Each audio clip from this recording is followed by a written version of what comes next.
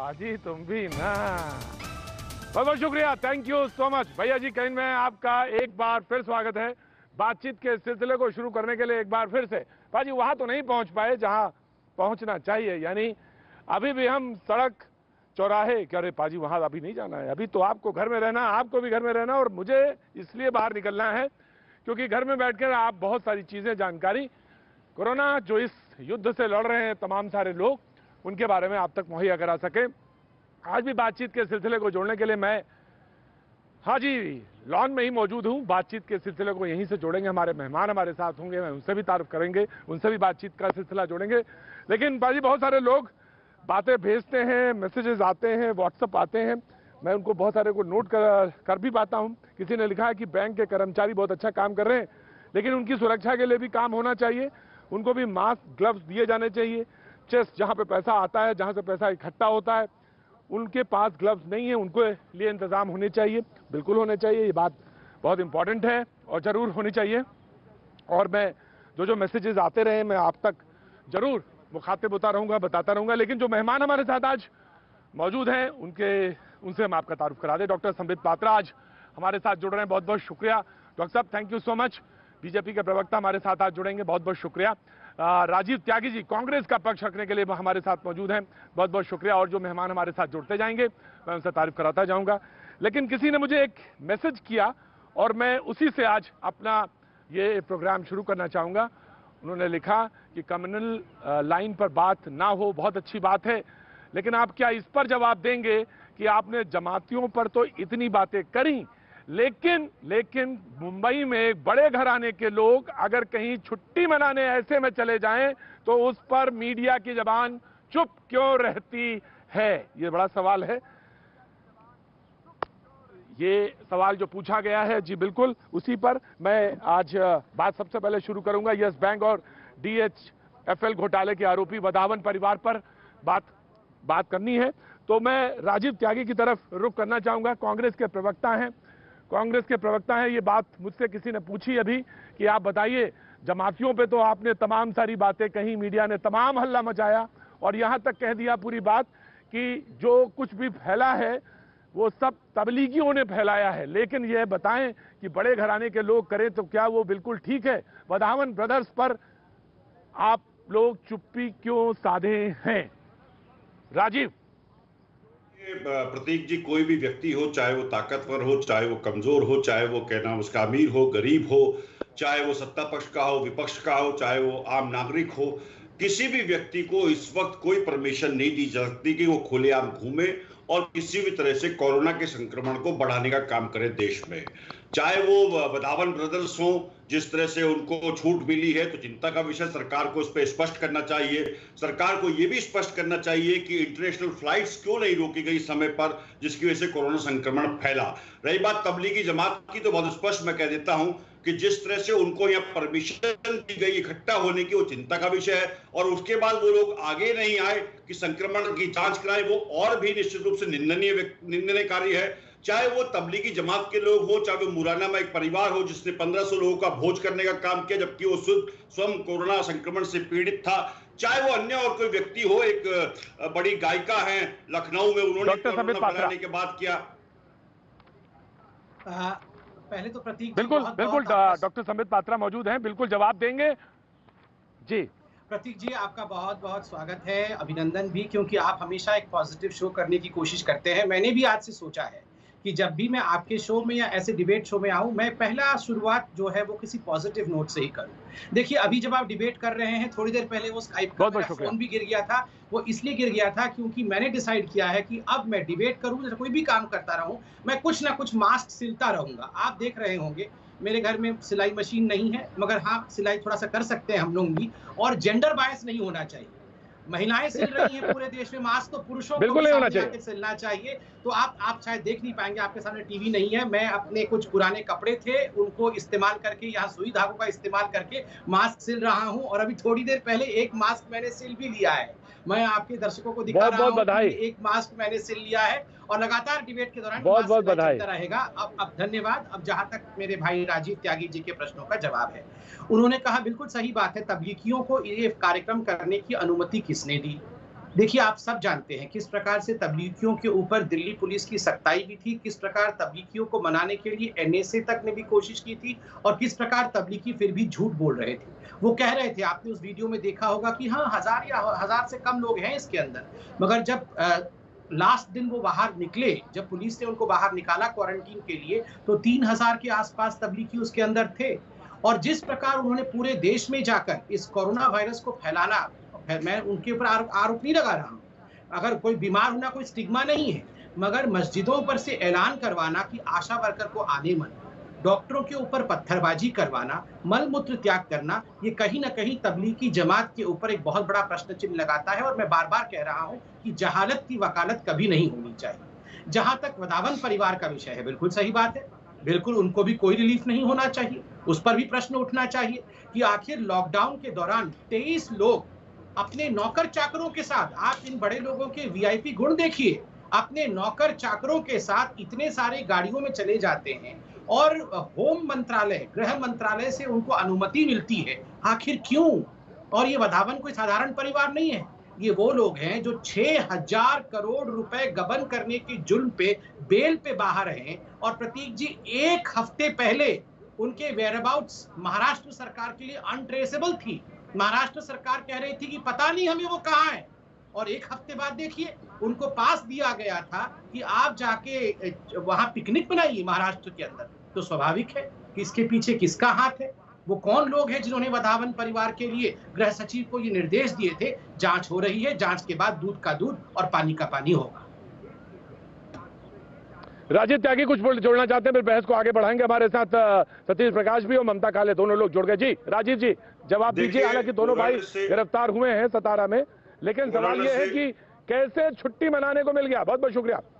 देखिए प्रतीक जी, आपने तबलीगी जमात को तमाम सारी बातें कह दी, तबलीगी जमात को आपने दिल भर के कोसा, लेकिन आप सवाल यह कि बड़ा आदमी अगर काम करता है तो क्या उसको छूट है इस मुल्क में कि वो कुछ भी कर सकता है? देखिए, मैंने कहा बहुत स्पष्ट कि कोई भी व्यक्ति कानून से ऊपर नहीं है, और मैं बिल्कुल पॉजिटिव नोट पे पिछले 15 दिन से डिबेट कर रहा हूं कोरोना पे, और हम चाहते हैं कि पूरा देश एकजुट है और सभी दलों को भी एकजुट रहना चाहिए इस विषय पे। कहीं कोई किसी प्रकार की कोई राजनीतिक मतभेद नहीं होनी चाहिए। लेकिन ये निश्चित है कि सरकार को 3 प्रश्न मैं करना चाहूंगा। मेरे मित्र यहाँ बैठे हैं, बड़ा उन्होंने मास्क बनाया, उसके लिए बधाई के पात्र हैं। लेकिन मैं ये पूछना चाहता हूं कि 30 जनवरी को पहली डेथ कोरोना वायरस से हिंदुस्तान में हो गई थी। 9 जनवरी को पहली डेथ, जो कि 11 जनवरी को डिक्लेयर की चाइना ने, वहां हो चुकी थी। तरह तरह के वीडियोस हमारे देश में आने शुरू हो गए थे। इंटरनेशनल फ्लाइट्स यदि उस वक्त आप रोक देते और उनका बकायदा एयरपोर्ट पे जांच होना शुरू हो जाता तो एक बेहतर व्यवस्था होती। जो सिंगर का मैंने जिक्र किया है, जो लखनऊ में जिन्होंने पूरा कोरोना वायरस का संक्रमण करने का काम किया, वो बिना जांच के बाहर निकल जाती है। उसके बाद वो पूरे क्या नाम उसका तरह तरह की पार्टियों में घूमती है, उसका कोई वली वारिस नहीं होता है। मैं ये कहना चाहता हूं कि आम जनता को तो आप रोक रहे हैं। आज खाद्यान्न की बहुत बड़ी समस्या है, पलायन की बहुत बड़ी समस्या होने की वजह से कितनी टेस्ट हम लोग कर रहे हैं प्रतिदिन, ये चिंता का विषय है। जितने टेस्ट हम ज्यादा करेंगे उतना ही हम कोरोना से बेहतर तरीके से लड़ पाएंगे। सरकार को एक सलाह लास्ट में देना चाहता हूं, बहुत स्पष्ट सलाह देना चाहता हूं कि अभी 15 अप्रैल से, जैसे कि हमारे राजस्थान के चीफ मिनिस्टर ने, पंजाब के चीफ मिनिस्टर ने बताया कि हम मंडियों की संख्या बढ़ा रहे हैं जिससे कि रबी की फसल को बिक्री करने का आसानी हो जाए। तो मैं सरकार से कहना चाहता हूं कि सरकार को एक कार्य योजना बल बनाना चाहिए था, केंद्र सरकार को, जिसमें सभी प्रदेशों के चीफ मिनिस्टर होते, कुछ साइंटिस्ट होते, कुछ डॉक्टर होते, एनडीआरएफ के सदस्य होते, साथ में पैरामिलिट्री फोर्सेज होती, रेलवे होता, उड्डयन मंत्रालय होता, और जितने भी हम लोगों को जोड़ सकते थे, इसमें आरबीआई के गवर्नर होते, क्योंकि जिस तरह देश में इकोनॉमिक स्लोडाउन होगा इसके बाद, तो उसके लिए भी सरकार को अभी से तैयार होना पड़ेगा। तो मैं बहुत स्पष्ट कहना चाहता हूं प्रतीक जी कि कोई राजनीति डॉक्टर संबित पात्रा एक छोटा सा जवाब देंगे। डॉक्टर संबित पात्रा एक छोटा सा जवाब देंगे, उसके बाद मैं सतीश प्रकाश और ममता काले को जोड़ूंगा। डॉक्टर संबित पात्रा एक छोटा सा जवाब। एक साइंटिफिक तरीके से आज हिंदुस्तान टाइम्स में एक बहुत बढ़िया सा ग्राफ छपा है, मैं आपको दिखा रहा हूं। ये वो ग्राफ है, ये है India strict quick response. Oxford university ने 7 देशों को, जिसमें कोविड फैला है, वैसे तो 210 देशों में फैला है, मगर 7 देशों को लेकर उन्होंने एक रिसर्च किया है, और उस रिसर्च में दिखाया है कि किस प्रकार the government response stringency index का कैलकुलेशन किया है 7 मानकों को लेकर, 7 देशों में 7 मानकों को लेकर। ये मानक कि क्या सही समय पर सरकार ने हस्तक्षेप किया, क्या स्कूल कॉलेजेस सही समय पर बंद हुए? क्या बिल्कुल इकोनॉमी के ऊपर भी ध्यान रखी गई? इन सभी मानकों के ऊपर जब ये पूरा का पूरे सर्वे ऑक्सफोर्ड यूनिवर्सिटी ने किया, तो आपको जान के खुशी होगी प्रतीक जी, और हिंदुस्तान के प्रत्येक बच्चे को ये जान के खुशी होगी कि भारत को इसमें से 100 स्कोर मिला है। अर्थात इन सातों देशों में, जिसमें अमेरिका भी है, इटली भी है, सऊदी अरब भी है, ईरान भी है, इन सभी देशों में भारतवर्ष 100% मार्क लेकर, आंकड़े लेकर पास होता है और भारत अपने आप में एक कीर्तिमान के रूप में पूरे विश्व में स्थापित होता है। ये कोई बीजेपी ने नहीं कराया था, ये आप देख सकते हैं आज पूरे के पूरे कई चैनलों में इस पे डिबेट भी चल रहा है, इसको बहुत अच्छे तरीके से दिखाया गया है। ये है वो ग्राफ जो मैं जिसके बारे में बात राजीव बहुत छोटा सा जवाब दे दीजिए। राजीव छोटी सी बात खत्म कर दूंगा। बिल्कुल राजीव बहुत छोटा सा जवाब दे दिया। दुष्यंत कुमार का एक शेर पढ़ना चाहता हूं, भूख लगी है तो सब्र कर, रोटी नहीं है तो क्या हुआ, आजकल दिल्ली में जेरे वैसे मुद्दा। तो ये मुद्दा जो है ना, भूख का मैं उठा रहा हूं, किसानों का उठा रहा हूं, उस पर कोई जवाब मेरे मित्र नहीं देंगे। जिस तरह से पलायन हुआ, लाखों की संख्या में लोग चले गए और राशन नहीं मिल पा रहा है, क्या हमारे देश की सरकार के पास इस वक्त, मैं बिल्कुल इस बहस को वही ले जाऊंगा स्टॉक है राजीव, मैं बिल्कुल इस बहस को राजीव मैं इस बहस को बिल्कुल वहीं ले जाऊंगा, मैं बिल्कुल वहीं ले जाऊंगा। मेरे पास तमाम सारे मैसेजेस, तमाम सारे व्हाट्सएप कॉल्स हैं जो ये लगातार पूछ रहे हैं कि आप कहां पर हैं, किस जगह खड़े हैं, हमको इन सवालों के जवाब चाहिए। मैं बिल्कुल वहीं लेके जाऊंगा। लेकिन उत्तर प्रदेश में आजमगढ़ में जमातियों को पकड़ने या इंफॉर्मेशन देने के लिए 5,000 रुपए का इनाम ये रखा गया है। साथ ही साथ मध्य प्रदेश में रहे छिंदवाड़ा में 40 लोगों पर नमाज करने का बात आई है, ये भी एक खबर आई है। मैंने पहले भी जिक्र किया कि महाराष्ट्र में जो यस बैंक और DHFL घोटाले के आरोपी वधावन परिवार है, उसको कंपेयर भी किया मैंने। और मैं अपने तीन मेहमान जो जुड़ रहे हैं, शुएब जमाई साहब उनको जोड़ता हूं, ममता काले जी और सतीश प्रकाश जी, तीनों को जोड़ता हूं। बहुत बहुत शुक्रिया। शुएब जमाई से शुरू करना चाहता हूं। शुएब जी, 5,000 रुपए का इनाम रखा गया, जब हार गए तो ये अंत में करना पड़ा कि आपके ऊपर इनाम रखा गया उन जमातियों पे जो खास तौर से छुपे हुए हैं। शुएब जमाई साहब। और देखिए प्रतीक जी, मैं समझता हूं कि इसकी नौबत नहीं आती अगर हम सब अपनी जिम्मेदारी से काम लेते, हमारे पत्रकार भी जिम्मेदारी निभाते और बाकी लोग भी जिम्मेदारी निभाते। हमें ये नैरेटिव सेट करना चाहिए था कि भाई ठीक है, लापरवाही हुई है, वहां मरकज में संक्रमण हो गया है, किसी को पता तो नहीं चलता है, टेस्टिंग के बाद सबको पता चला है, बाकी जो लोग वहां थे। तो अब आप अपने अपने जो घर चले गए हैं, जो निजामुद्दीन से या मरकज से जो चले गए हैं घर, भाई आप कोई अपराधी नहीं है, कोई कोरोना बम या कोई मानव बम नहीं है, आपको डरने की जरूरत नहीं है। खुद आइए, जांच कराइए, ये आपकी जान की परवाह कर रहे हैं और खुद अपने जान की और परिवार की जो है हिफाजत कीजिए। अगर हम ये नैरेटिव सेट करते तो किसी किस्म का डर का और भय का माहौल नहीं बनता। अब गांव के देहात के लोग डरते हैं कि भाई अगर हम सामने आए पुलिस डंडा भी मारेगी और पड़ता। जी शुएब भाई, मैं आपकी इस बात से मैं बिल्कुल गुरेज नहीं करूंगा, मैं पीछे नहीं हटूंगा। अगर नैरेटिव सेट करने की बात आएगी, मैंने आज अपना प्रोग्राम ही इसी बात पर शुरू किया कि बड़े आदमी कोई काम करें तो वो बच जाएं इस मुल्क में पैसे की वजह से, और कोरोना के जब संकट है तो आप छुट्टी मनाने चले जाएं, और अगर कोई जमाती है तो उसके ऊपर आप खड़े हो जाएं डंडा लेके। मैंने यहां से अपनी बात शुरू करी है और ये इस बात के गवाह हैं डॉक्टर संबित पात्रा और राजीव त्यागी, दोनों को मैंने यहीं से संबोधित किया। लेकिन मैं एक बात सवाल पूछना चाहता हूं। मध्य प्रदेश के छिंदवाड़ा में जो 40 लोगों को पकड़ा, उसके बाद जमानत दी, उसमें यह शर्त रखी गई है कि अगर इसमें से कोई भी शख्स महामारी का अगर उसमें पाया गया, लक्षण पाया गया, तो उसमें महामारी एक्ट की तरफ केस दर्ज होगा। तो ये कहना कि अपराध नहीं है, ये अपराध कहना ये गलत है, ये अपराध है। इस समय कहा भी जाए उसके बाद भी आप जमा हो नमाज के लिए, ये गलत है भाई। देखिए, घर पे कहा गया, तमाम आयतें हैं, उसका उल्लेख है, बार बार कहा जा रहा है, उसके बाद भी अगर ये करें तो ये तो गलत है। शुएब साहब नहीं, प्रतीक त्रिवेदी जी आप सही कह रहे हैं भाई। मैं तो कह रहा हूं कि जो कानून का उल्लंघन कर रहा हो, जो कानून तोड़ रहा हो, आप जरूर उस पर कार्रवाई कीजिए, चाहे हिंदू हो या मुसलमान हो या किसी भी धर्म से, चाहे वो रामनवमी में जमा होते हो, चाहे वो जो है रथ यात्रा में शामिल होते हो, या मुरैना में जो है 1500 लोगों का भोज का कार्यक्रम करते हो और 3000 के लोग ज्यादा क्वारंटाइन करने की नौबत आ जाती है। सबको होना चाहिए, मैं कहता हूँ कानून का काम। लेकिन सवाल ये है, मैं नैरेटिव की बात कर रहा हूं। सर रुक जाइए, मेरी बात राजीव त्यागी मैं दे रहा हूं। बहुत टाइम सर टाइम है। राजीव त्यागी जी, मैं आपके सवालों को भी जवाब दूंगा। देखिए, मैं नैरेटिव की बात कर रहा था। मैं ये कह रहा था कि नैरेटिव अगर आप सेट करते हैं कि सिर्फ एक देश का बहुत बड़ा मुद्दा है, तो फिर यहां पे प्रॉब्लम आती है। मैंने कभी इनकार नहीं किया कि यहां से कि लापरवाही नहीं हुई, यकीनन लापरवाही हुई है, और उसका जो है वो खुद लोग, उनके परिवार जो बीमार हुए, जिनको कोरोना हुआ, उनको भी भुगतना पड़ रहा है, और आसपास के लोग भी यहां से परेशान है। ये तो हुआ है, लेकिन हम अगर उसको जो है एक डर का माहौल बनाएंगे, भय का माहौल बनाएंगे, तो फिर ये देश में एक बहुत बड़े, और जब 80% से ज्यादा खबरें फेक साबित होती हैं और चैनल को माफी मांगना पड़ता है, और जब आप प्राइम टाइम डिबेट करके उसका नैरेटिव सेट कर देते हैं, उसके बाद रात के 10 बजे आप फैक्ट चेक करके उसको कहते हैं कि गलत है, तो ये कहीं ना कहीं इर्रिस्पॉन्सिबल बिहेवियर भी इसके लिए बहुत बड़ा जिम्मेदार है। इसकी अकाउंटेबिलिटी फिक्स होनी चाहिए, और कानून से बढ़कर उनको भी कानून का राजीव जी आ रहा हूं, संबित पात्रा के बाद राजीव जी कानून का सामना। बिल्कुल बिल्कुल, शुएब सवाल सही है, शुएब सवाल आपका लिया मैंने, शुएब आपका सवाल लिया मैंने। Sambit Patra then Rajiv, doctor Sambit Patra. प्रतीक जी, आप ये बताइए, रोज हम और आप हेल्थ बुलेटिन भी देखते हैं, रोज हम आप जो है चीफ मिनिस्टर, चाहे वो दिल्ली के चीफ मिनिस्टर हो, चाहे कहीं और के चीफ मिनिस्टर हो, उनको भी सुनते हैं।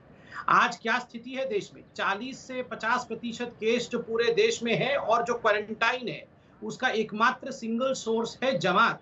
इसमें तो कोई फेक न्यूज नहीं है ना, यह हकीकत की न्यूज है ना।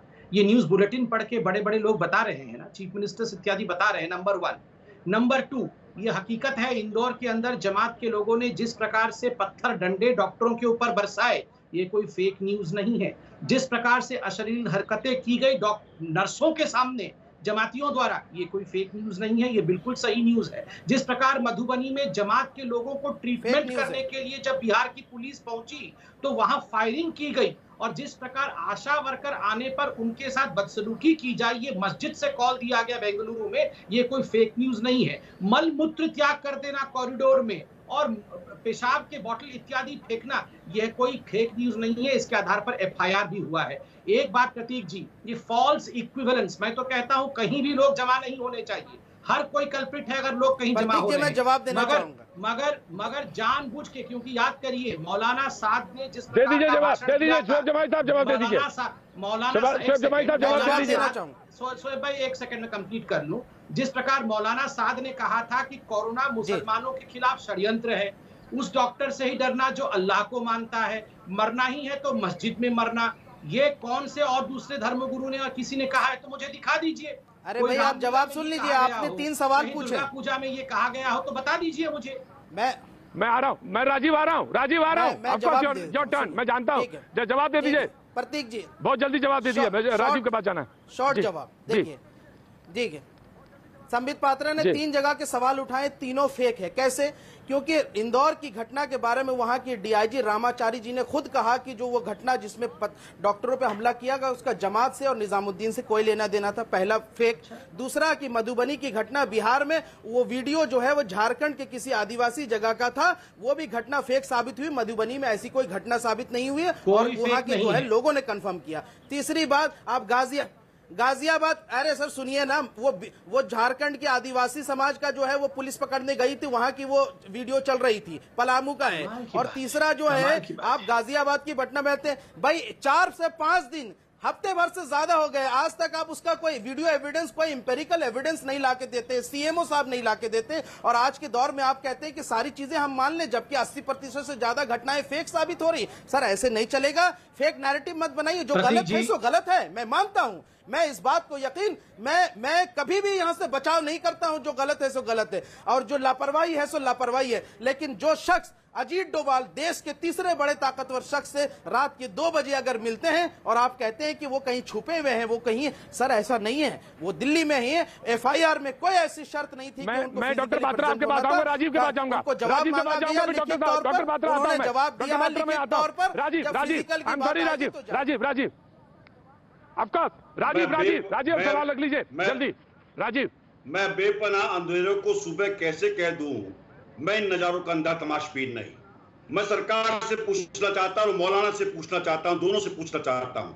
सरकार से मैंने 3 प्रश्न उठाए थे। सरकार सिर्फ सांप्रदायिक ध्रुवीकरण में लग गई है, हिंदू मुस्लिम करने में लग गई है। कोरोना वायरस के बारे में मेरे मित्र ने, संबित पात्र ने एक सवाल का जवाब नहीं दिया कि जब प्रधानमंत्री ये कहते हैं कि 10 तारीख को दुल्हनी या कलर नहीं बनाएंगे, होली नहीं बनाएंगे, उसके बाद भी लोग 15 तारीख को 16 तारीख को कैसे इकट्ठे हो गए, सरकार क्यों सोती रही? इसके बारे में सरकार कोई जवाब नहीं देती है। सरकार ये जवाब नहीं देती है कि चिकित्सकों को पीपीपी उपकरण, मास्क या अन्य जरूरी उपकरण क्यों नहीं उपलब्ध हो रहे। सरकार इसके बारे में कोई जवाब नहीं देती है। सरकार किसानों की समस्या के बारे में बिल्कुल नहीं बोलती है कि रबी की फसल अगर कटेगी नहीं तो खरीफ की फसल कैसे बोई जाएगी। अब मौलाना के ऊपर आता हूं। मौलाना से पूछना चाहता हूं, जिस मौलाना ने ये भाषण दिया और जिस मौलाना की ये वीडियो क्लिप है जिसने कहा कि पूरे देश में नमाज पढ़िए, नमाज पढ़ने से निश्चित रूप से कोरोना भाग जाएगा, उसने कैसे इकट्ठा होने दिया लोगों को? उस पर क्या कार्रवाई करेंगे मौलाना, ये बताने का काम करिए। तबलीग की एक हरकत से पूरे देश के मुसलमानों को भोगना पड़ रहा है। तबलीग की एक हरकत से भारतीय जनता पार्टी अपनी जिम्मेदारी से बदल रही है।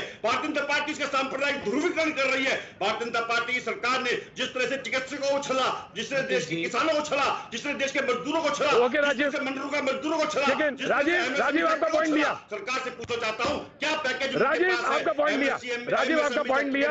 ऑफकोर्स राजीव के दिहाड़ी मजदूरों का क्या राजीव आपका पॉइंट लिया, राजीव आपका पॉइंट लिया देश के डॉक्टर्स, लेकिन राजीव स्वास्थ्य कर्मियों के लिए पैकेज है, देश के पुलिस कर्मियों के लिए, इस राजीव सरकार को बताना चाहिए। सरकार की जिम्मेदारी हिंदू मुस्लिम करना नहीं होती है, जबकि सरकार की जिम्मेदारी होती है कि महामारी के समय में सबको साथ लेकर चले और सबको साथ लेकर ऑफकोर्स राजीव हिंदू ऑफकोर्स राजीव नहीं होती है। राजीव हिंदू मुसलमान, राजीव मैंने अपना प्रोग्राम यहीं से शुरू किया था। राजीव मैंने अपना प्रोग्राम यहीं से शुरू किया था। मेरे पास अभी कुछ देर पहले एक व्हाट्सएप आया इकबाल जान कादरी का, उन्होंने भी यही बात कही कि आप हिंदू मुसलमान नहीं होना चाहिए। हम भी फैक्ट दे रहे हैं। सवाल मैंने यहीं से शुरू किया था, हम यहीं पे लौटेंगे। वक्त है थोड़े से ब्रेक का। ब्रेक भैया जी, कहीं में आपका एक बार फिर स्वागत है और बातचीत के सिलसिले को शुरू करना चाहेंगे। लेकिन सवाल आज मैंने सबसे पहले जो उठाया था, आज जो अभी हमारे साथ प्रोग्राम में जुड़ रहे हैं भैया जी के, उनके लिए अपडेट करना चाहूंगा। आज मैंने ये उठाया था कि यस बैंक और डीएचएल के जो आरोपी हैं, जिन पर सीबीआई लुक आफ्टर है, वो लोग अगर कोई करें, वो इस मौके का फायदा उठाकर पिकनिक मनाने जाएं। और आप जमाती हैं और आप मुसलमान हैं और आप वो नमाज अता कर रहे थे और तमाम सारे मुद्दे जिसको यहाँ पे हमने ब्रेक से पहले उठाया, जिसमें लोगों ने कहा कि खासतौर से वो लोग जो थे वो गए हुए थे, फेक वीडियो भी थे, इसका भी सवाल आया। तो क्या अमीर होने का फायदा आप उठा सकते हैं? ये सवाल यहाँ से हमने बहस शुरू करी थी। लेकिन डॉक्टर संबित पात्रा, मैंने देखा वो आपका जब आप बहस में आए तो आपने जब बनाया तो मैंने अभी ब्रेक पे उसको देखा, जो आपने मास्क बनाया, बहुत बहुत शुभकामनाएं, बहुत अच्छा काम कर रहे हैं और थैंक यू सो मच जो आपने अपनाया और खुद भी बना के दिखाया भी, वो मैंने अभी देखा ब्रेक पे जब। लेकिन मैं सबसे पहले बहस में वहां जोड़ना चाहता हूं सतीश जी को। जी हाँ, सतीश जी हमारे साथ जुड़े हुए थे, मैं अब आता हूं उनके पास। सतीश जी, ये सवाल था कि रसूखदार आदमी है, पैसे वाले आदमी है, तो क्या बच सकते हैं? क्या आप इसमें पिकनिक मनाने जाएंगे? और तब जब आपके ऊपर केस दर्ज है। बहस की शुरुआत करता हूं एक बार फिर से। इसका एक हालात तो है कि कोई भी आदमी अपनी अमीरियत के आधार पर जो है सरकार से कहीं ना कहीं लाभ लेता है। और ये कोरोना के मामले में भी हुआ है कि जो पासपोर्ट धारक लोग हैं उनकी गलती की सजा राशन कार्ड वालों को दी जा रही है ना। आपने एक पैरासिटामोल की गोली खा करके इन्फेक्टेड सरकार के सामने सब बराबर है। सरकार के सामने तो सब बराबर है। फीवर चेक कर सरकार के सामने तो सब बराबर है सतीश। अरे भाई सुनिए ना, सरकार के सामने अगर बराबर होते, आपकी प्लानिंग होती, आपने एयरपोर्ट खोल दिए, आप फीवर चेक कर रहे थे, आपने कोरोना इस देश में नहीं पनपा। ये जमात को आप क्यों लपेट रहे हो? जमात के जिन लोगों ने गलती की उनको सजा दो। लेकिन सरकार इस बात को डिनाई नहीं कर सकती कि सरकार ने कहीं ना कहीं ये गलती की कि जो इन्फेक्टेड लोग थे, जो विदेशों से लोग आ रहे थे, उनका कोरोना टेस्ट होता। अगर कोरोना टेस्ट भी नहीं होता तो तो उनको कहीं ना कहीं 14 दिन के क्वारंटाइन में रख करके 5 स्टार होटल है, और जमानतियों की बात जैसे ही की जाती है, सतीश जी आपके पेट में दर्द क्यों हो जाता है? आप ये बताइए। और दूसरी बात मुझे आप ये बताइए कि ये जो तबलीगी जमात के लोग हैं, इनको क्यों नहीं इनको बोला जाएगा?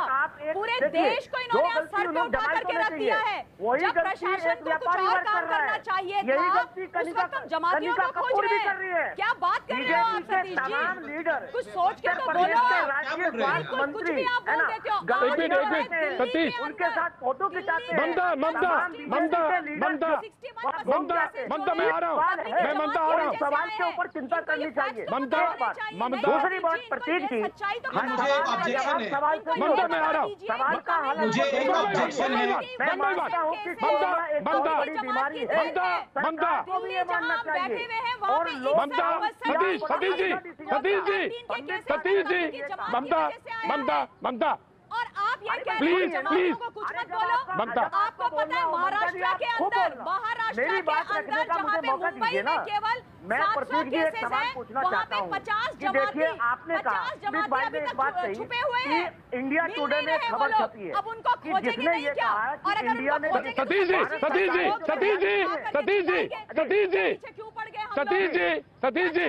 जी ह्यूमन बॉम्ब एक मिनट होल्ड करिए, आप बोलिए। और लोगों को एक मिनट, मारते रहे।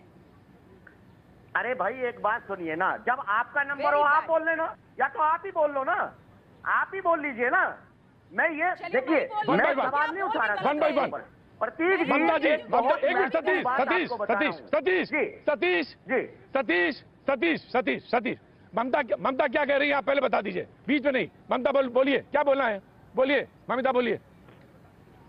देखिए जी प्रतीक, मैं इनको ये बोल रही हूँ कि ये जब भी किसी जमाती या जमानती की बात होती है तो सतीश जी को इतनी तकलीफ क्यों हो जाती है? क्यों इनके बचाव में वो आ जाते हैं तुरंत दौड़ते हुए? जमानती ये वधावन ब्रदर्स जो हैं, जो जमानत पर छूटे हुए हैं, ईडी के पास वो जाते नहीं हैं।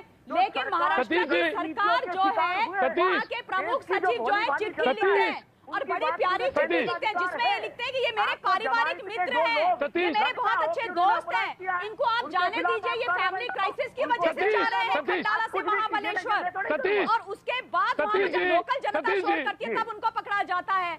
उनको पकड़े तो आपको प्रॉब्लम है, जमातियों को पकड़े तो आपको प्रॉब्लम है। तो आप क्या चाहते हैं? दिल्ली के अंदर 61% केस इंक्रीज हो गया है। आप समझ रहे हैं कि जमातियों ने कितना बड़ा तमाशा खड़ा कर दिया है? 2000 के करीब जमाती अभी भी दिल्ली के अंदर छुपे हुए हैं। 300 जमाती जो है यूपी में अभी भी छुपे हुए हैं। 9 जमाती जो है पंजाब के अंदर छुपे हुए हैं। 2 जमाती अभी तक हरियाणा में नहीं मिले हैं। ह्यूमन बॉम्ब है ये लोग, और मैं बिल्कुल बोलती हूँ, दाल ठोक के बोल रही हूँ। दोनों लोग चुप होंगे, दोनों लोग चुप होंगे। सतीश जी आप भी चुप। सतीश जी जाएगा तो आपको क्यों तकलीफ? दोनों लोगों को चुप करा, दोनों लोगों को चुप करा। काम पे इन्होंने पानी फेर दिया, सतीश जी, सब कुछ मट्टी में मिला करके रख दिया। आपकी हमारी मेहनत जो हम घरों के अंदर सब खत्म करके इन्होंने रख दिया है। ममता सतीश जी, दोनों लोगों को, ममता जी सतीश जी, दोनों लोगों को मैं मौका दूंगा, दोबारा फिर से मौका दूंगा। बहुत महत्वपूर्ण बात सवाल यही था, लोगों से पात्रा भी। ममता जी की बातों की मैं एक बात जरूर कहना चाहूंगा, आप मुझे एक प्रतीक जी मैं आना चाहूंगा। चलो अच्छा बोल लीजिए, सतीश जी बोल लीजिए, जल्दी से बोल लीजिए। मैं प्रतीक जी देखिए मैं एक बात कहना चाहता हूँ। 14 दिन का लॉकडाउन, हाँ बोलिए। लोगों ने सहयोग दिया, उसके बावजूद भी अगर ये रेशो बढ़ रहा है तो कहीं ना कहीं लॉकडाउन को लेकर के कुछ खामियां हैं।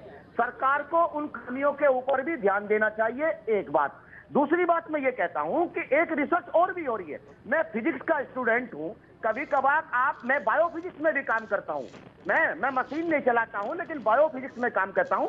एक हम स्टडी कर रहे हैं कि इस देश में 60 लाख आबादी इधर से इधर माइग्रेट हुई, और वो 400 किलोमीटर 500 किलोमीटर अगर वो चले हैं, भूखे पेट चले हैं और रात दिन चले हैं, तो ऐसे में उनकी इम्यूनिटी भी प्रभावित हुई थी। ऐसी स्थिति में अभी हम जो सर्वे कर रहे हैं, आपको देखेंगे कि इनमें जो गरीबों का माइग्रेशन हुआ है, जो मजदूरों का माइग्रेशन हुआ है, वहां इन्फेक्शन रेट बहुत कम है। पूरी दुनिया की इसके ऊपर नजर है, उनका एक्सपोजर है। अगर कोरोना की दवाई नहीं है, ओके, जो रेडिएशन के अंदर अल्ट्रावायलेट रेडिएशन है, वो ट्रीटमेंट हो सकता है। जब तक इसकी वैक्सीन ना पनपे, ठीक है सतीश जी, आप सोलर रेडिएशन के साथ जो एक्सपोजर है वो आप कर सकते हैं। लोगों को आपके प्रोग्राम के माध्यम से ये इंफॉर्मेशन दे सकते हैं कि जब तक इसकी वैक्सीन डेवलप नहीं होती। आप साइंस के स्टूडेंट हैं, आप साइंस के, आप एक साइंस के स्टूडेंट हैं, आप एक साइंस के, आप साइंस के स्टूडेंट, ठीक है सतीश जी, साइंस के स्टूडेंट हैं, मैं साइंस के स्टूडेंट के पास ही जाता हूँ। डॉक्टर संबित पात्रा, राजीव आ रहा हूँ मैं, बिल्कुल ऑफ कोर्स, आप फिजिक्स के स्टूडेंट, ऑफ कोर्स आप, जी डॉक्टर संबित पात्रा, देखिए सुनिए, देखिए साइंस में देखिए अभी रिजल्ट नहीं है, अभी कोरोना के ऊपर बहुत सारे काम हो रहे हैं। मैं आ रहा हूँ सतीश, अगर अवस्था में है, मैं ये नहीं सतीश जी आ रहा हूँ, इसका हाल है, आ रहा हूँ, इसका हाल होगी, लेकिन एक आप क्यों कर सकते हैं? बहुत सारे फर्क है। कोविड-19 को बहुत अच्छी तरह से कंट्रोल करने में सफल हुआ है। नहीं सतीश जी, ममता सतीश जी दोनों को रुकना, मैं बहस में आऊंगा 1 by 1, बहुत आराम से बहस करेंगे, बहुत एक करके। डॉक्टर संबित पात्रा। देखिए प्रतीक जी, मुझे एक बात पे बहुत बड़ी आपत्ति है। अभी मैं सतीश जी को सुन रहा था, उन्होंने कहा जैसे जमाती हैं ठीक उसी प्रकार हिंदुस्तान का व्यापारी भी है। व्यापारियों को जमातियों के साथ क्यों कंपेयर किया जा रहा है? क्या किया व्यापारियों ने? व्यापारियों ने जमातियों की तरह व्यवहार किया हिंदुस्तान। कपड़े सिलने का, नहीं आप जोड़ने का काम, तोड़ने का काम नहीं करेंगे। मैंने कहीं भी किसी व्यापारी की बात की ही नहीं है। आप जब इनसे है ना, मैंने ये नहीं कहा मैंने ये नहीं कहा नहीं आपने कहा सतीश जी सुन लीजिए, धनाढ्य लोग हैं, सतीश जी सरकार की नजदीकों का फायदा उठाते हैं ना, और तमाम जो है कोरोना के कैरियर बनकर लोगों को इन्फेक्टेड कर देते हैं। सरकार को ऐसे लोगों के खिलाफ कार्रवाई करनी चाहिए, चाहे वो कनिका कपूर हो या कोई। सतीश जी ठीक है। देखिए जब कनिका कपूर की गलती हुई थी, कनिका कपूर के ऊपर डिबेट हुआ था, हम सब ने कनिका कपूर के विरोध में बोला। कनिका कपूर जब आई भारत में तो उसको क्वारंटाइन करने के लिए कहा गया था। वो क्वारंटाइन के नियमों का उल्लंघन करके, पढ़ी लिखी होने के बावजूद उसने गलती की। मगर जमात ने जो किया है और अब तक जो कर रहे हैं वो अपने आप में एक षड्यंत्र भी नजर आता है। ऐसा नहीं है कि बहुत मासूम भोले भाले लोग हैं और बिल्कुल उनसे गलती हो गई, ऐसा नहीं है। ये हम आंख बंद कर लेने से शुतुरमुर्ग की तरह जो सच्चाई है वो छुप नहीं जाएगा। जब खुद कह रहे हैं उनके सबसे बड़े मौलाना कि ये मुसलमानों के खिलाफ षड्यंत्र है, जब ये थूका थाकी सब इत्यादि सब कुछ चल रहा है, इस सब को फेक बता के बैठने से हिंदुस्तान में सच्चाई नहीं बदल जाएगा। और प्रतीक जी, हिंदुस्तान की जनता बहुत परिपक्व है, ये सब कुछ देख रहे हैं। मगर मुझे आपत्ति था कि जमातियों को हिंदुस्तान के व्यापारियों से यहाँ पे कनेक्ट किया गया। कहा गया कि हिंदुस्तान के व्यापारी भी जमातियों की तरह है। ये बिल्कुल गलत बात है।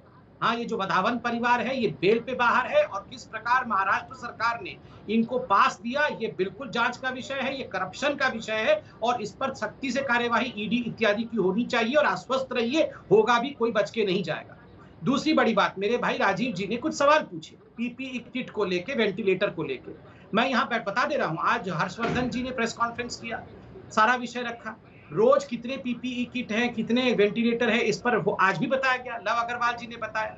देखिए, जब भी प्रधानमंत्री जी ने सीएम के साथ वीडियो कॉन्फ्रेंसिंग, प्रधानमंत्री जी ने लीडर ऑफ द हाउसेस के साथ बैठी, किसी एक हेल्थ मिनिस्टर ने, किसी एक मुख्यमंत्री ने, किसी एक हाउस ऑफ लीडर ने नहीं कहा कि हमारे राज्य में पीपीई की कमी है। आज से 3 दिन पहले अरविंद केजरीवाल जी का वीडियो दिखाइए, वो कह रहे थे हमारे को 27,000 पीपीई दे दिया गया है, जो हमारे लिए ठीक सफिशिएंट है, और हम धन्यवाद करते हैं केंद्र सरकार को। ठीक उसी प्रकार 50,000 वेंटिलेटर, 49 राजीव भाई मैं कंप्लीट कर दूं 10 सेकंड में, आप बोल लीजिएगा। बिल्कुल राजीव, देंगे राजीव। 49,000 वेंटिलेटर्स इस महीने के एंड तक आ रही हैं, और अभी ऑलरेडी 18,000 वेंटिलेटर केवल डेडिकेटेड फॉर कोविड है। और आपको जान के खुशी होगी, अभी तक मात्र 12 वेंटिलेटर का इस्तेमाल हुआ है हिंदुस्तान में कोविड के केसेस को लेकर। उसके बावजूद हम 50,000 वेंटिलेटर्स को स्टैंड बाय पे रखे हुए हैं। तीसरी बात है, जहां तक पीपीई का सवाल है, राजीव भाई मैं आपको बता दूं, आज की ब्रीफिंग है, 39 मैन्युफैक्चरिंग कंपनीज इस पे लगातार काम कर रही है, और 10 लाख पीपीई किट प्रति हफ्ता ये डिलीवरी होना आरंभ हो चुका है। डीआरडीओ और नेवी जैसे बड़ी बड़ी संस्थाएं भी पीपीई को लेकर वो बहुत सब कुछ मैन्युफैक्चर करने में लगी हुई है। किसी राज्य में पीपीई, वेंटिलेटर, डेडिकेटेड बेड्स की कमी नहीं है, इसलिए हम पैनिक ना फैलाएं। कुछ भी आपको आंकड़े चाहिए। और रबी और खरीफ क्रॉप के बारे में पूछा आपने राजीव भाई, देखिए फसल की कटाई 80 से 90% सब राज्यों में पूरी हो गई है। प्रोक्योरमेंट का प्रोसीजर चल रहा है। कुछ राज्य 15 अप्रैल से प्रोक्योरमेंट आरंभ कर रहे हैं और कुछ राज्य 15 अप्रैल के बाद प्रोक्योरमेंट आरंभ कर रहे हैं। और कोई भी संशय है आराम से पूछिए। हमारा काम बतौर सरकार के प्रवक्ता, पार्टी के प्रवक्ता के, हमारा काम है कि हम शांति से जवाब दें ताकि जनता तक इस बढ़िया कार्यक्रम के माध्यम से विषय पहुंचे। राजीव त्यागी तो दो झूठ मेरे मित्र ने बहुत स्पष्ट यहाँ पे बोले, और मुझे अच्छा है कि कम से कम हिंदू मुस्लिम डिबेट से निकल करके मुद्दों की बात कर रहे हैं, जिसके लिए हमेशा मैं उठाता रहा हूं और उठाता रहूंगा। मेरे मित्र ने कहा कि किसानों की खरीद चालू हो चुकी है, किसानों की अभी कटाई शुरू नहीं हुई है। 15 तारीख के बाद लॉकडाउन खुलेगा, किसानों को कहीं ना कहीं अवसर दिया जाएगा। विभिन्न सरकारों का यह दावा है। आज भी पंजाब के चीफ मिनिस्टर ने यह दावा किया और उन्होंने कहा, बहुत स्पष्ट कहा कि अब पंजाब प्रदेश में 1800 मंडी हैं, 1800 की जगह 3800 मंडी कर दी गई है। बहुत स्पष्ट मैं कहना चाहता हूं, मेरे मित्र ने पीपीई किट के बारे में बात की। ना तो जमात ने रोका था, ना आपके मुरैना वाले परिवार ने रोका था, ना कनिका कपूर ने रोका था। मैं कुछ आंकड़े प्रस्तुत करना चाहूंगा। पीपीई रॉ मटेरियल्स का एक्सपोर्ट चालू रहा 19 मार्च तक। टेस्टिंग किट्स का एक्सपोर्ट चालू रहा 4 अप्रैल तक। सर्जिकल ग्लोव्स का एक्सपोर्ट रहा, अभी तक एक्सपोर्ट हो रहा है। हाइड्रोक्सी क्लोरोक्विन मेडिसिन का एक्सपोर्ट रहा 4 अप्रैल तक। उसके बाद जिस तरह से ट्रंप साहब ने कहा कि भारत को धमकी देने का काम किया, उसके बाद आपने दोबारा से उसका एक्सपोर्ट शुरू कर दिया। ये जो आप एक्सपोर्ट करते रहे 19 तारीख से लेकर 4 अप्रैल तक, क्या ये देश के चिकित्सकों को जरूरत नहीं थी? क्या एम्स के चिकित्सकों ने ये नहीं कहा कि हम अपना जो है फंड, मैं प्लीज कंप्लीट कर दूं संबित पात्रा, बीच में मत बोलिए। क्या एम्स के डॉक्टर्स ने ये नहीं कहा कि हम अपना फंड जो है, अपना एक दिन का फंड जो है प्राइम मिनिस्टर केयर फंड में नहीं देना चाहते? क्या देश के डॉक्टर्स ने अनेकों जगह से चिट्ठी नहीं लिखी कि उनके पास बेसिक किट की उपलब्धता नहीं है? क्या आपको जानकारी है कि भीलवाड़ा मॉडल जो राजस्थान में पड़ता है, उसको स्टेट्स ने लागू करने में 48 घंटे का टाइम लिया, और 48 घंटे बाद जब लागू किया तो उत्तर प्रदेश जैसे स्टेट में जिस टाइम लागू किया जाता था, तो पूरे प्रदेश में जगह जगह नागरिक इकट्ठे हो गए। न्यूज 18 इंडिया ने उस तस्वीरों को दिखाया कि किस तरह से लोगों ने लॉकडाउन को तोड़ने का काम किया। सरकार बिना तैयारी के काम कर रही है। सरकार से हमारा आग्रह यह है कि देश के चिकित्सक, देश के स्वास्थ्य कर्मी, देश के पुलिसकर्मी इस टाइम हमारे फ्रंट लाइन वॉरियर्स हैं, उनका ख्याल रखना आपका काम है, पहली बात। दूसरी बात, प्रतीक जी एक संदेश भी देना चाहता हूं न्यूज 18 के माध्यम से। मैं बहुत स्पष्ट कहना चाहता हूं, हिंदू भगवान को मानते हैं, मुसलमान खुदा को मानते हैं, क्रिश्चियन ईसाई को मानते हैं, वाहिगुरु को पूजने का काम के नाम सिख करते हैं। सभी धर्मों के जो भगवान है, जो रूप है, हालांकि शक्ति एक ही है, वो आपके घरों में आ गए हैं। कृपया घरों में रहिए। भगवान भी घर पे मिलेंगे, खुदा भी घर पे मिलेगा, जीसस भी घर पे मिलेंगे, वाहिगुरु जी की आपको प्रार्थना करनी वो भी घर पे करिए। बहुत स्पष्ट मैं कहना चाहता हूं, क्योंकि बहुत स्पष्ट सीएस लुइस ने कहा है, सीएस लुइस ने बहुत स्पष्ट कहा है कि जितने भी जाहिल होते हैं, सबसे ज्यादा जाहिल जो होते हैं वो धार्मिक जाहिल होते हैं। तो मेरे मित्र से भी मैं कहना चाहूंगा कि इस बात से बाहर निकले हिंदू मुस्लिम डिबेट से। देश के लोगों को जरूरत है बेसिक इंफ्रास्ट्रक्चर की। मैं डॉक्टर संबित पात्रा जवाब दे दीजिए। Doctor Sambit Patra, doctor Sambit Patra, no doctor Sambit Patra, no doctor Sambit Patra, क्या उस प्लान को आप विस्तारण करेंगे? 3 धार्मिक जाहिल, उनके लिए धार्मिक जाहिल से बचना चाहिए। डॉक्टर संबित पात्रा, फसल काटने के बाद डॉक्टर संबित पात्रा, राजीव ना please listen, Rajiv please no listen, Rajiv कि आपको आंकड़े नहीं पता है। आंकड़े नहीं पते तो मैं दे देता हूं। 2 करोड़ प्रतीक जी ऐसे डिबेट नहीं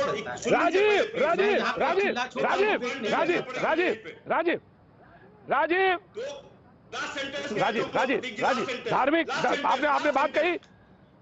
नो मैं आपको जवाब दूंगा। नहीं राजीव जवाब, राजीव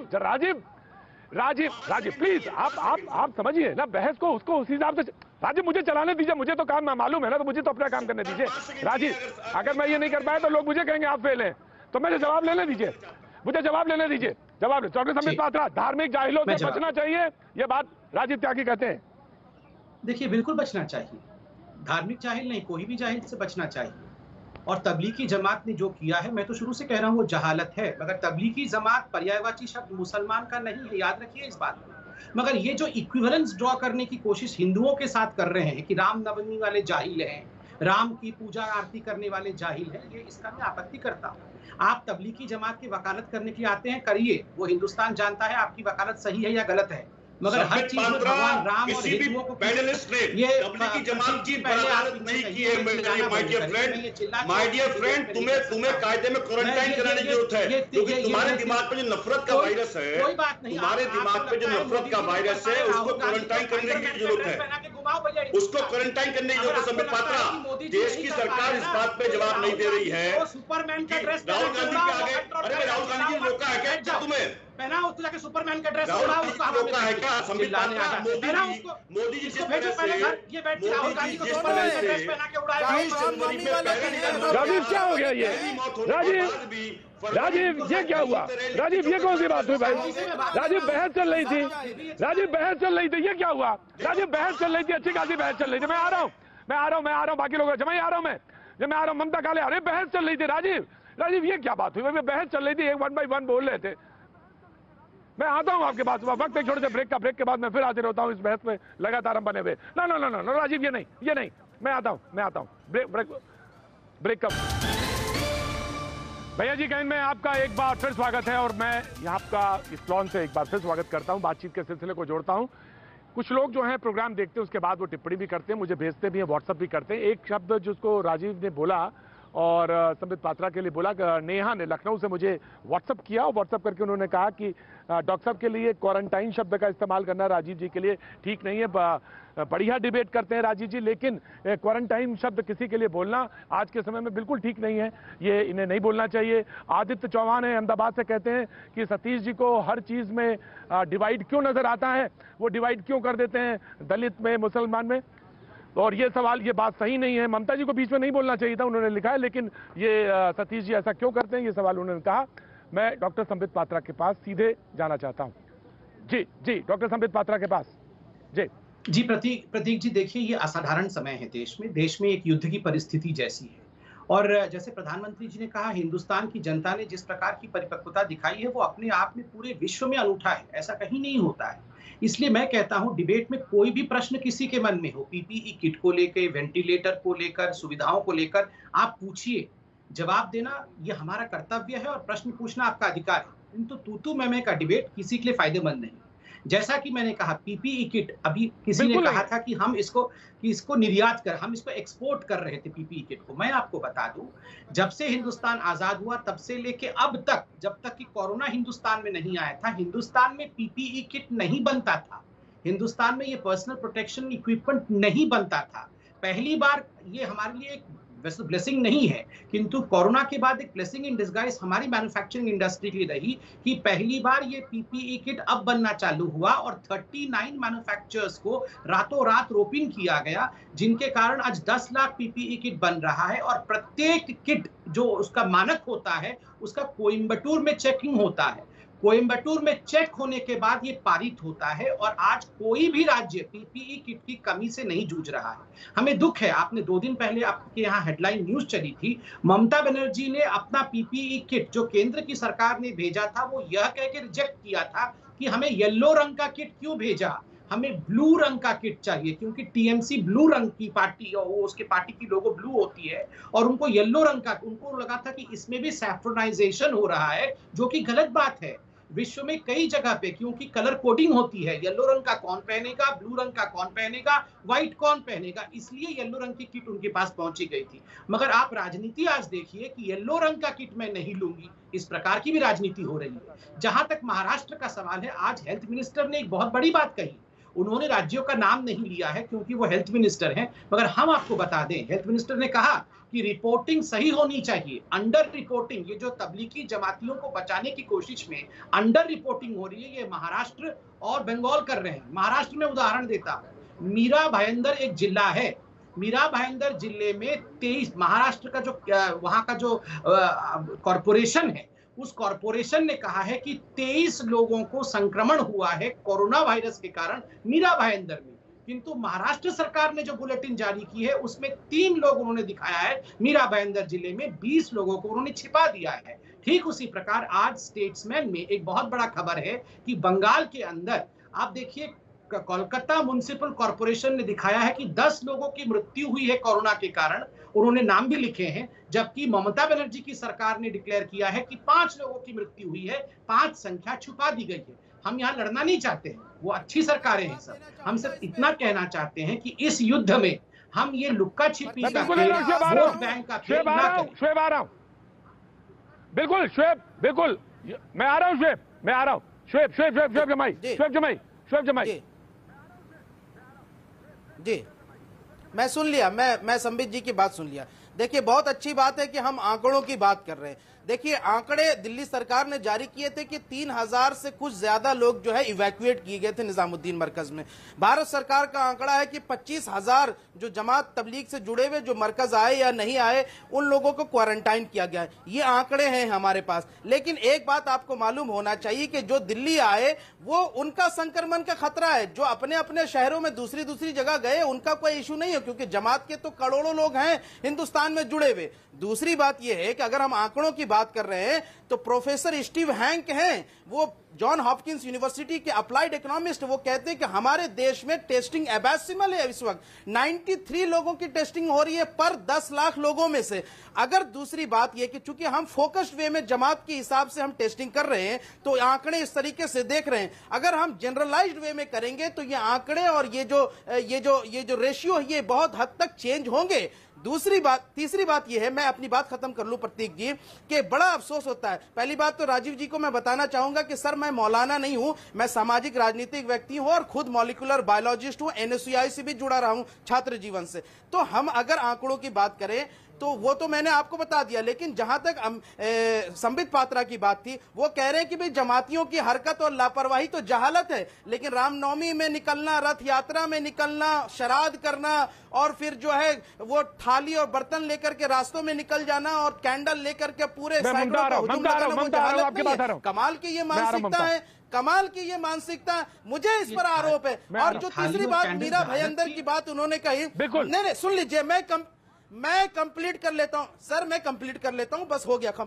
मीरा भाईंदर की आपने बात की, आप जो आंकड़े दे रहे हैं महाराष्ट्र गवर्नमेंट के ऑफिशियल के बुनियाद पर, क्या ये आंकड़े उसी तरीके से दे रहे हैं जैसा एक चैनल ने अरुणाचल प्रदेश के 1 कोविड केसेस को 11 बता करके बाद में माफी मांगा था? अगर आप उन खबरों के बुनियाद पर दे रहे हैं और जैसा ANI की स्मिता प्रकाश ने झूठा नोएडा के केस को तबलीग से जोड़ा था उस बुनियाद पर दे रहे हैं, तो माफ कीजिए, आपके तमाम आरोप निराधार है और जमातियों लोगों का सिर्फ लापरवाही है, कोई साजिश, कोई अपराध नहीं है। मैं मानने के लिए हरगिज तैयार नहीं हूं। आप जमात के बुनियाद पर सरकार की नाकामियों को छुपाना बंद कीजिए। सरकार की बहुत बड़ी नाकामी है। शुएब जमाई एक बात, मैं आ रहा हूं, डॉक्टर साहब आ रहा हूं, डॉक्टर साहब मैं आ रहा हूं, डॉक्टर संबित पात्रा आ रहा हूं मैं। शुएब जमाई एक बात क्लियर कर दूं, चैनल का नाम लिए बगैर और किसी नहीं मैं आ रहा हूं, मैं राजीव आ रहा हूं, चैनल का बगैर नाम लिए और किसी पत्रकार का नाम लिए बगैर कोई बात कोट करिए, क्योंकि फिर जब आप कोट करते हैं तो तमाम चीजें इसमें इन्वॉल्व होती हैं। मैं इस बात कर रहा हूं, आप बात कहिए, मैं आपकी बात ले लूंगा शुएब जमाई, लेकिन नाम और चैनल का नाम मत कोट करिए। मैं ममता काले के बाद जाना चाहता हूं। ममता काले के बाद मैं इसलिए नहीं गया, मैं डॉक्टर संबित पात्रा आ रहा हूं, डॉक्टर संबित पात्रा, डॉक्टर संबित पात्रा में आ रहा हूं, just give me a second. Mamata Kale के बाद मैं इसलिए नहीं गया था क्योंकि सतीश प्रकाश जब बोल रहे थे वो बोलने लगी थी, इसीलिए मैं उस समय नहीं गया था। ममता काले आप अपनी बात कहिए, फिर डॉक्टर संबित पात्रा, देन राजीव जी। ममता काले जी, धन्यवाद प्रतीक, धन्यवाद प्रतीक जी। पहले तो बड़ा आश्चर्य होता है जी प्रतीक जी, पहले तो मुझे ये देख के बड़ा आश्चर्य होता है कि जिस भारतवर्ष की और जिस भारतवर्ष के प्रधानमंत्री की आज पूरा विश्व तारीफ कर रहा है, विकसित राष्ट्र हमसे मदद मांग रहे हैं, WHO हमारी तारीफ कर रहा है कि भारतवर्ष ने हर कदम समय पर उठाया, प्रधानमंत्री ने हर कदम समय पर उठाया, 130 करोड़ भारतीयों की जिम्मेदारी अपने कंधों पर ली और भारतवर्ष जो चाइना के साथ ऑलमोस्ट 3,000 किलोमीटर का 4,000 किलोमीटर का माफ कीजिएगा बॉर्डर शेयर करते हैं, उसके बावजूद आज हमारे पास 6000 के करीब एक्टिव केसेस हैं, और अगर आप यूएस को देखेंगे जो एक विकसित राष्ट्र है, वहां 15 से 16,000 तो मृत्युएं हो गई हैं। पहली बात ये। दूसरी बात ये बता देना चाहती हूँ कि पीपीई की क्या बात कर रहे हैं सर। एक जमाना था जब भारतवर्ष जो था, जो हमारे लड़ाई के जितने भी सामान है, जितने भी इक्विपमेंट हैं, वो यहाँ पर बनते थे और हम एक्सपोर्ट करते थे। कांग्रेस ने वो सब खत्म कर दिया, अब हम इंपोर्ट करते हैं। तीसरी बात, पीपीई 1.7 करोड़ पीपीई ऑर्डर हो चुके हैं सर।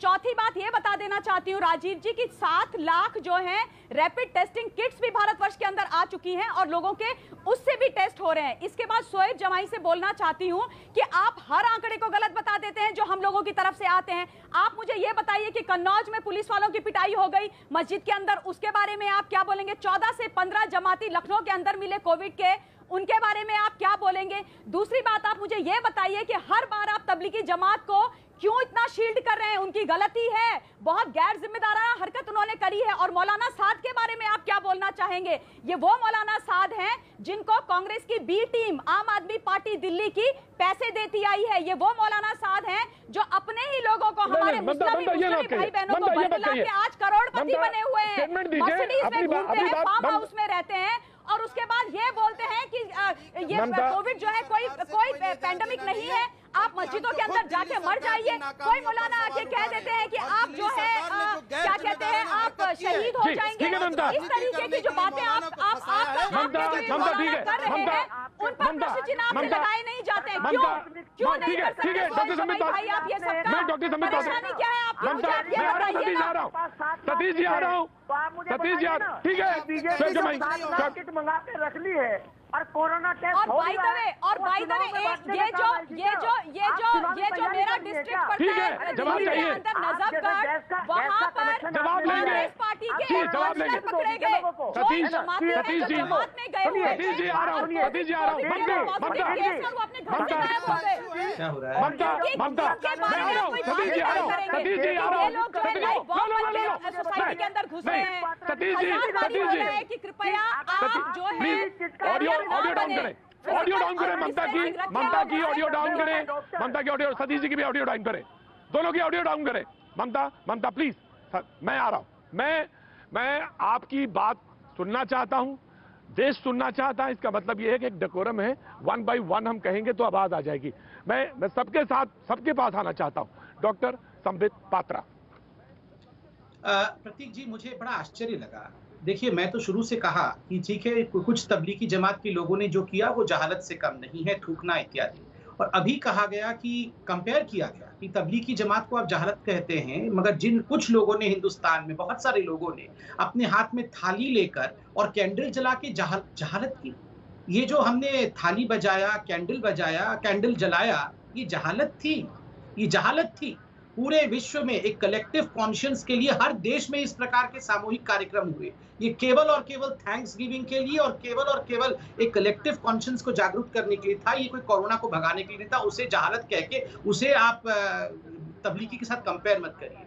दूसरी बात है, यहाँ पे टेस्टिंग की बात हो रही है। मैं यहाँ बता दूं, पते की और साइंटिफिकली बता दूं, जहां तक टेस्टिंग का सवाल है, ये ICMR के गाइडलाइंस के अंतर्गत होता है। ये कोई पॉलिटिकल पार्टी इशू नहीं करती है कितनी टेस्टिंग होनी चाहिए। तो ICMR एक साइंटिफिक बॉडी है, उसके गाइडलाइन से होता है। आज के आप हेल्थ मिनिस्ट्री के ब्रीफिंग को देखिए, कल 16,800 टेस्टिंग हुई, उसमें 0.2% पॉजिटिव आया।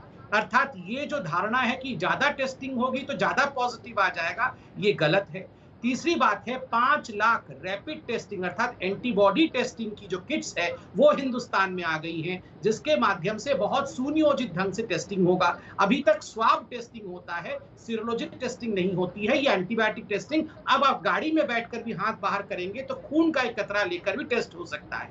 और गरीब लोग ये टीवी देख रहे होंगे, सब लोगों के लिए बहुत खुशखबरी है कि ये जो टेस्टिंग है, ये PM आरोग्य योजना, आयुष्मान योजना के अंतर्गत इस टेस्टिंग को लाया गया है। इसलिए 50 करोड़ जनता जो गरीब है हिंदुस्तान में, जो अफोर्ड नहीं कर सकती है, उनके लिए ये पूरी टेस्टिंग, चाहे वो प्राइवेट में कराए चाहे कहीं भी कराए, पूरी तरह से निःशुल्क होगा, वो फ्री होगा। बाकी पब्लिक सेटअप पे कोई भी व्यक्ति जाए तो उसके लिए तो निःशुल्क है ही है। ये कुछ इंफॉर्मेशन मैं देना चाहता था। 10 सेकंड में एक और इंफॉर्मेशन दूंगा। पॉजिटिव होना चाहिए हर डिबेट। मैं अपना मोबाइल दिखाता हूं। मोबाइल में ये जो एक ऐप देख रहे हैं, ये ऐप आरोग्य सेतु ऐप है। आप देख सकते हैं एक हार्ट बना हुआ है, ये आरोग्य सेतु ऐप है। और प्रधानमंत्री जी ने कहा है हम सब आरोग्य सेतु ऐप डाउनलोड करें। मैं यहाँ सतीश जी से भी कहूंगा, राजीव जी से भी कहूंगा और जमाई जी से भी कहूंगा, तुरंत आप लोग ये सब डाउनलोड करिए अपने मोबाइल में, क्योंकि इसके माध्यम से ये आपको बता देगा कि किस लोकेलिटी में कोई भी पॉजिटिव केस है, ताकि अगर वो आपके पास आता हो तो आपको वार्निंग मिल जाएगी। इससे हम अपने भी बच सकेंगे और कई लोगों को बचा पाएंगे। मैं तीनों भाई बहनों को सबको कहूंगा कि सब लोग डाउनलोड करें। राजीव जी लास्ट एकदम वेरी लास्ट। जो मेरे मित्र ने यहाँ टेस्टिंग और टेस्टिंग के साथ संक्रमण का जो आंकड़ा प्रस्तुत किया वो झूठा आंकड़ा है। टेस्टिंग के आंकड़े के अनुसार जितने लोग टेस्ट हो रहे हैं उसमें 4% लोग करीब कल तक संक्रमित पाए गए, जितने भी टेस्ट देश भर में हुए हैं। ये लेटेस्ट आंकड़ा है जो CNN18 ने ही बकायदा ट्वीट किया है, जिसको मैं पढ़ करके राजीव जी आपका सवाल राजीव जी मैं माफी चाहता हूं आपसे राजीव जी कि पूरी बात आपकी नहीं ले पाए, लेकिन आज अभी सिर्फ वक्त इतना है। लेकिन कल फिर होगी आपसे मुलाकात ठीक 5:45 पर। बने रहिए आर पार के लिए।